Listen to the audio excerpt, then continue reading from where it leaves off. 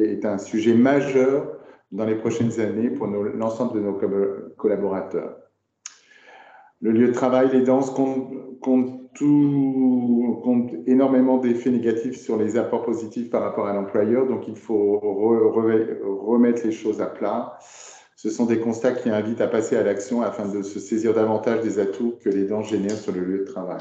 C'est une vraie réflexion. La branche, dans le cadre de son régime de prévoyance, a d'ores et déjà mis en place un dispositif gratuit de soutien aux aidants l'année dernière, des outils de sensibilisation sur le rôle d'aidant à la destination des salariés et des employeurs, et une prestation d'accompagnement des situations d'aidance en entreprise. La branche réfléchit actuellement, grâce au soutien de l'OCIRP, à construire des accompagnements encore plus renforcés pour les salariés et les entreprises.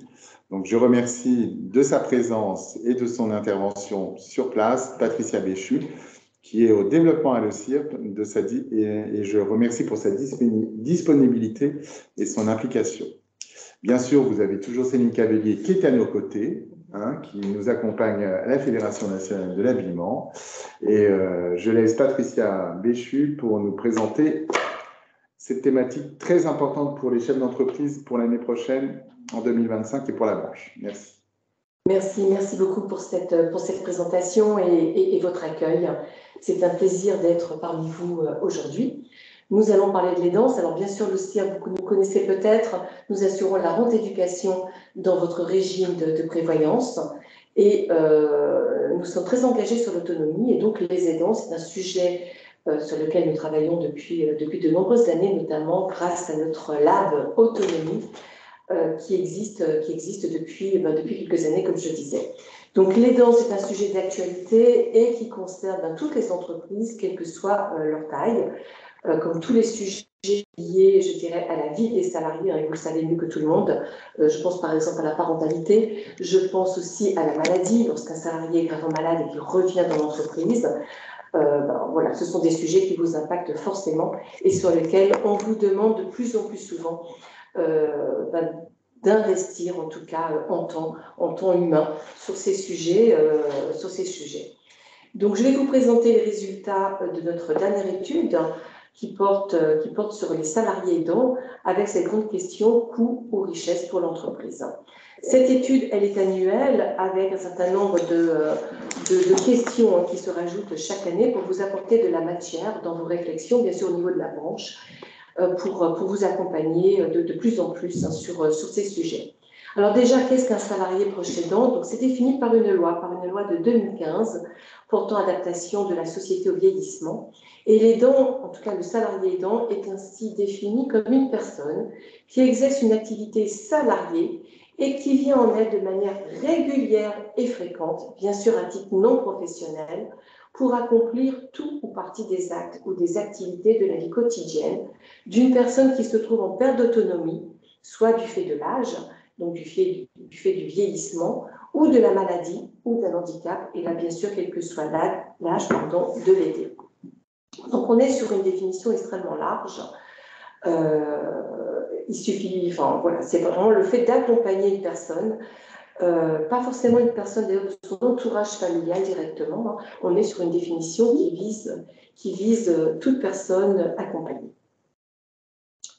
La démarche de l'étude, vous voyez 3 phases. La première phase a porté sur des entretiens qualitatifs auprès de 20 salariés aidants. Cette phase a eu lieu en février 2023 et les salariés ont été interrogés sur la conciliation des temps de vie, le poids de la charge mentale, les impacts sur le travail de l'aidance et puis les solutions qui pourraient, en tout cas, du point de vue de leur regard, qui pourraient les aider à faire face à cette situation. Une phase 2 qui s'est déroulée de mai à juin 2023, qui a porté sur des DRH, à peu près 206, et puis sur 3154 salariés, pour être précise, quelle que soit leur situation, qu'ils soient aidants ou non aidants. Là, nous les avons questionnés sur les impacts personnels et professionnels, les attentes des salariés aidants, et en tout cas pour les non aidants, qu'est-ce qu'ils imaginent, puisqu'on sait qu'à un moment donné, dans la vie de chaque personne, on peut se retrouver dans cette situation d'aidance, les coûts cachés, les compétences des aidants, puisque le fait d'être aidant, et on va le voir tout à l'heure, développe des compétences qui peuvent servir aussi à l'entreprise, et puis l'aidance est-ce un levier de performance dans l'entreprise? La phase 3 de l'étude, qui a eu lieu en août et en septembre 2023, et nous avons questionné une cinquantaine de partenaires sociaux, donc tant du collège patronal que du collège salarié, déjà pour recueillir leurs réactions aux résultats de l'étude, les interroger aussi, est-ce qu'il s'agit selon vous d'un coût d'une richesse pour l'entreprise, et quelles seraient les négociations que vous pourriez envisager au niveau de la branche et puis pour les plus grandes entreprises au niveau de l'entreprise. Quand on regarde ces résultats, en tout cas côté salariés aidants et DRH, la première question, un sujet prioritaire ou important pour l'entreprise, vous voyez les scores à côté qui s'affichent pour chaque question. Donc pour les salariés aidants, oui, c'est un sujet important, voire prioritaire pour l'entreprise. Pour les DRH, ils sont très nombreux. On est sur 83% de réponses positives. Oui, c'est un sujet important pour l'entreprise parce qu'effectivement, c'est un sujet qui impacte. On voit effectivement que l'aidant sur la productivité peut avoir un impact négatif. En tout cas, la prise de conscience chez les entreprises est importante, 83%. Pour les salariés aidants, c'est plus difficile certainement à mesurer, puisqu'on sait que l'aidance est aussi un facteur d'épuisement mental et bien sûr d'épuisement physique. Donc, les conséquences sur l'impact, les conséquences sur la productivité sont assez importantes. Et puis, les salariés aidants développent des compétences utiles pour l'entreprise. Là, on voit que les entreprises le mesurent davantage, puisque, bien sûr, les salariés aidants doivent pouvoir organiser différemment leurs différents temps de vie professionnelle, temps de vie personnelle. Ce sont des compétences qui ne sont pas forcément reconnues côté salarié, on n'a pas forcément conscience, mais ce sont des atouts que l'entreprise peut tout à fait valoriser et en tout cas réutiliser dans le cadre de l'activité professionnelle du salarié aidant. Les salariés aidants se sentent-ils en confiance pour faire part de leurs besoins ou demander des aides? Là, vous voyez que les salariés aidants se sentent relativement en confiance, puisque seuls 52% des salariés aidants ont répondu oui. On le verra juste après, mais les salariés aidants ont du mal à se déclarer aidants auprès de leur employeur. Donc ça, c'est aussi un levier de travail pour une branche, mais aussi pour les entreprises, et la branche peut tout à fait vous accompagner en ce sens. Et est-ce qu'ils se sentent suffisamment informés sur le sujet? Donc là, on voit vraiment un décrochage, un côté salarié aidant. Pourquoi? Parce que beaucoup de salariés qui sont au début de l'aidance ne se sentent pas encore aidants. C'est naturel d'aider un parent, d'aider un frère ou une sœur ou un de ses enfants, mais on ne se sent pas forcément, on ne se qualifie pas dans un statut d'aidance. Et ça a des conséquences, notamment sur l'articulation des différents temps de vie et sur l'épuisement qui en découle. Côté salariés aidants, là, on a fait un focus pour savoir d'abord qui ils étaient. L'âge moyen du début de l'aidance est de 35 ans. Vous voyez, on est sur un âge très jeune, quand bien même l'âge moyen dans l'aidance est de 42 ans. On démarre dans l'aidance très jeune, puisque 35 ans, vous avez encore des enfants à charge. Et vous devez vous occuper d'un membre de votre famille. Le temps moyen de l'aidance, on arrive quasiment à 10 heures par semaine, ce qui est beaucoup. Et dans vos métiers où on a quand même une amplitude d'ouverture de vos magasins qui est importante, forcément, il y a des répercussions dans vos entreprises. On n'a pas cette donnée parce que dans l'étude, mais je voulais aussi vous signaler que près de 700 000 lycéens sont aidants en France. C'est énorme et vous pouvez aussi les rencontrer au niveau, par exemple, d'un contrat d'apprentissage. Donc, c'est une situation dont on parle peu, mais qui est bien réelle dans notre société. La charge mentale, j'en ai un petit peu parlé tout à l'heure. Vous voyez que 57% des aidants sont en difficulté, la charge mentale est importante. Et pourtant, le déni persiste, avec même un renoncement aux soins. Je ne me sens pas aidant, je suis fatiguée, pardon. Et c'est normal parce que je suis très mobilisée, mais pourtant je ne demande pas de l'aide, je ne demande pas à la personne. et seulement 25% d'entre eux ont informé leur employeur de leur situation. Alors on est toujours, moi je perds un peu ma voix, on est toujours dans une situation où les salariés ont du mal à se dire c'est ma vie personnelle, mais je dois en parler parce que peut-être j'ai besoin d'aide, j'ai besoin qu'on comprenne ma situation, au moins pour simplement en parler. Alors on est avec vous sur des TPE, je sais que vous êtes très mobilisés dans un contexte économique qui est compliqué. On ne peut pas tout demander non plus à un chef d'entreprise, mais en tout cas, ce qui vous est proposé aujourd'hui, c'est d'aborder cette thématique pour voir quel accompagnement, quel soutien, en tant que chef d'entreprise, vous pourriez aussi avoir besoin. Ça, c'est une préoccupation, merci beaucoup, c'est une préoccupation qui est importante et que nous devons aussi nous saisir pour ne pas vous renvoyer systématiquement la balle. Dans l'étude, beaucoup de questionnements sur comment identifier un aidant. On est sur un sujet très sensible. D'abord, on voit bien que les salariés aidants n'ont pas forcément envie d'avoir une étiquette sur eux. On le retrouve sur d'autres thématiques, comme le salarié, par exemple, handicapé. Voilà, donc il faut faire preuve, je pense, de beaucoup de délicatesse, mais certainement de renforcer la communication, en parler, mettre à votre disposition des outils pour améliorer la confiance et amener les salariés à en parler, si ce n'est pas au chef d'entreprise, peut-être à un collègue à un moment donné, mais en tout cas, essayer de libérer la parole. Au niveau des attentes qui sont remontées, vous voyez alors des moyens financiers, ça peut être effectivement une aide, vous savez qu'il y a un congé légal d'aidant, qui est assez récent, qui date de 2020. Le congé proche aidant est ouvert à tous les salariés dès lors qu'on accompagne une personne. Il y a une définition sur le congé légal. La personne avec qui le salarié vit en couple, quel que soit le statut, on n'est pas forcément sur un salarié marié, c'est un conjoint au sens large.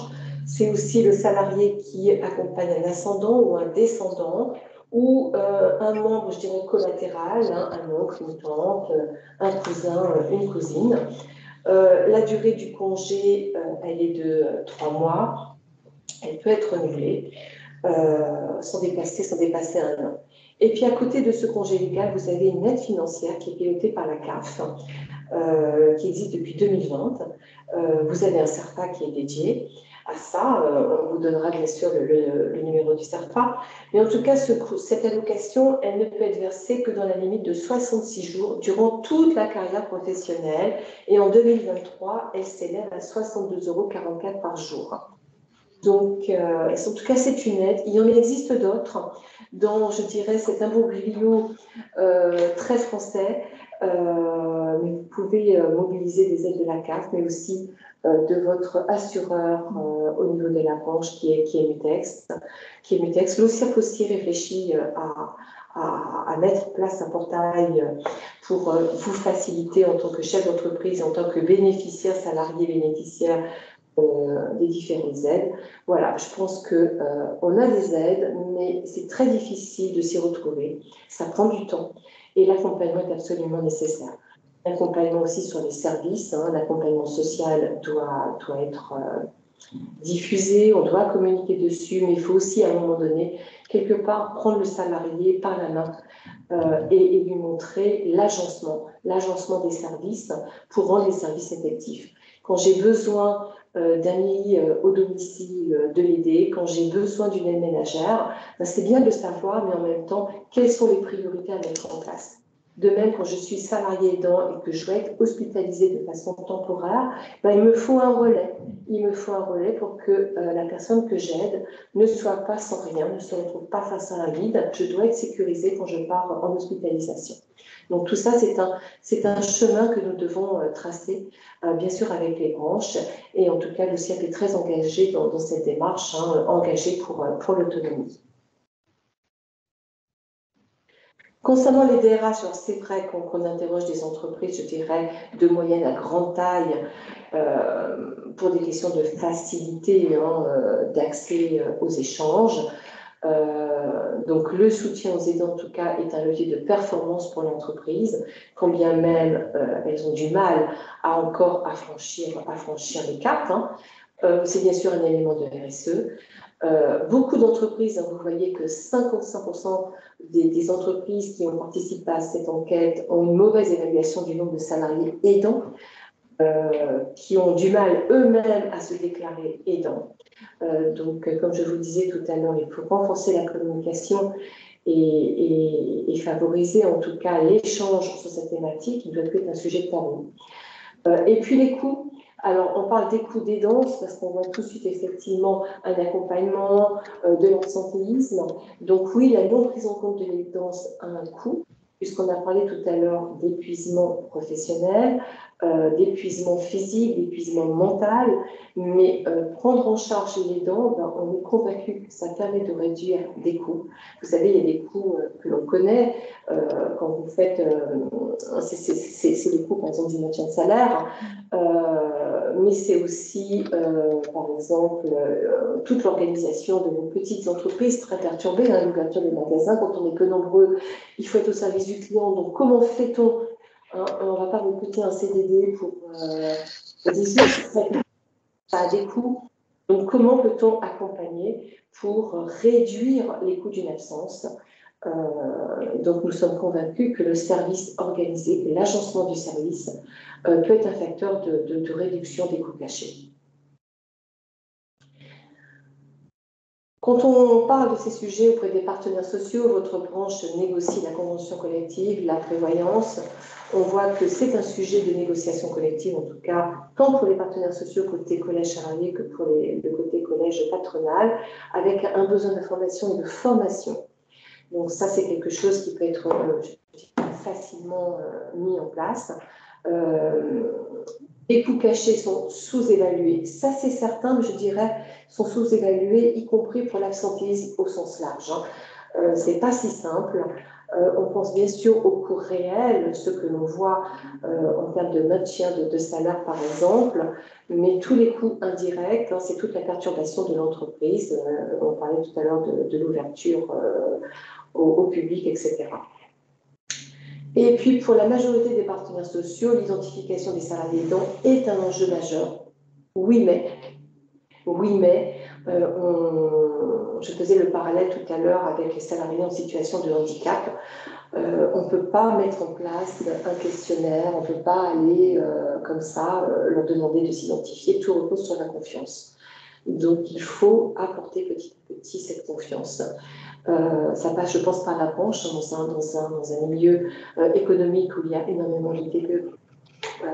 Je pense que vous êtes nos relais et on est à vos côtés.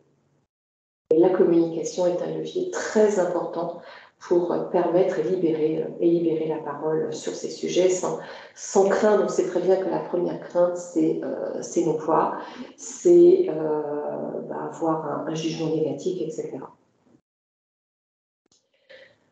Je voulais vous présenter, ça vous l'aurez peut-être sur votre site internet, hein. C'est le livre qui a été réalisé, des 6 mois aidants, où vous avez, ça aussi ça peut vous aider dans la communication. Vous avez énormément de verbatim, de témoignages de personnes concernées. C'est le Lab Autonomie qu'il a réalisé, que nous diffusons. Ça permet de parler du sujet, mais sans stigmatiser. Montrer les besoins, mais montrer aussi les enjeux qui sont tout à fait possibles. Voilà, on parlait tout à l'heure de cartographie des aides, c'est aussi un axe que nous pouvons développer, savoir qui mobiliser, qui interroger. Les aides, elles existent. C'est aussi dans notre projet stratégique de vous aider dans ce cheminement. Voilà. Je ne sais pas si vous avez des réactions, des questions. Alors, il y a une petite question.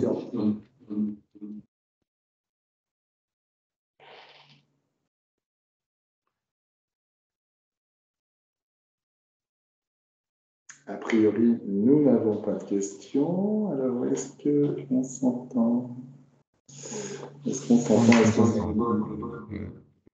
Vous nous entendez? Oui, moi je vous entends. Ok, il y a-t-il des questions? Bon, il n'y a pas de questions a priori, donc on vous laisse continuer, Patricia. Nous, on avait quasiment, voilà, on avait terminé. Moi, je je voulais quand même insister sur l'âge de l'entrée en aidance. 35 ans, c'est très très jeune, donc je pense que on est tous concernés par l'aidance. On a beaucoup parlé de communication, je pense que, et là-dessus, c'est des sujets dont la branche s'empare également. Il y a un élément qui est important aussi, Patricia, parce que vous l'avez nommé, c'est l'aidance chez les alternants. Et ça, c'est quelque chose que moi qui suis en accompagnement des alternants, ça me parle, dans le sens où la difficulté sociale n'est pas prise sous cet angle-là. On a souvent des réflexions pour accompagner nos alternants, parce que par exemple, la branche fait partie des gros pourvoyeurs d'alternance. Il y a plus de 3700 jeunes qui sont dans nos entreprises.